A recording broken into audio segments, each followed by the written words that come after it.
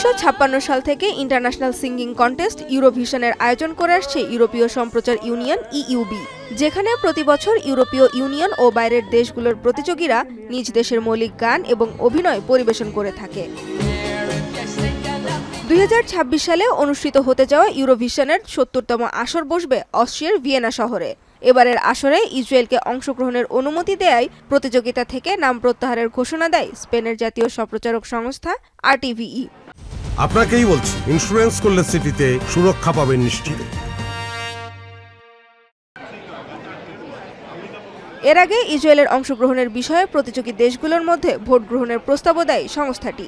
যদিও জেনেভায় অনুষ্ঠিত এক বৈঠকে ভোটাভুটির প্রস্তাব বাতিল করার সিদ্ধান্ত নেয় আয়োজক সংস্থা। পাশাপাশি ইউরোভিশন প্রতিযোগিতায় কোনো দেশের সরকারের প্রভাব থাকবে না বলে নতুন আইন প্রণয়নের কথাও জানায়। No way is a crisis. We've got 35 members or so going to join us next year. Now, I understand the 4 or 5 who might not come. That's their choice. I completely respect that.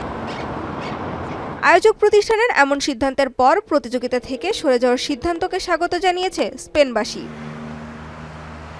স্পেনের সঙ্গে একই পথে হাঁটার সিদ্ধান্ত নিয়েছে Netherlands, Ireland এবং Slovenia. ইউরোভিশনের আয়োজক কমিটির সিদ্ধান্তে মূল্যবোধের পক্ষের সবাই পরাজিত হয়েছে বলে মন্তব্য করেন নেদারল্যান্ডসের ব্রডকাস্টার এভরোস্টারের মহাপরিচালক। De vrede vieren en genieten van een prachtig festijn. En dat wordt nu dan helaas gesaboteerd of gaat niet door, hoe moet ik dat zeggen?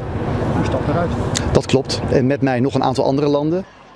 এদিকে ইউরোভিশনে ইসরায়েলের অংশগ্রহণের বিষয়টিকে স্বাগত জানিয়েছে এবারের আসরের আয়োজক দেশ অস্ট্রিয়া এবং আরেক ইউরোপীয় রাষ্ট্র জার্মানি। রাজনীতি আর বিনোদন একসাথে গুলিয়ে ফেলা উচিত নয় বলে মনে করেন অস্ট্রিয়ানরা। Wenn Länder daraufhin, weil sie die Regierung und den Ministerpräsidenten verurteilen, daran nicht teilnehmen. Ich finde das völlig richtig, dass Israel mitmachen darf, und wenn Spanien deswegen nicht macht, ist es schade, aber Spaniens Entscheidung.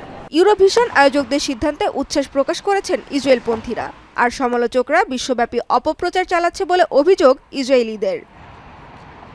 Sanjida ইসলাম তন্নি, এখন বিশ্ব।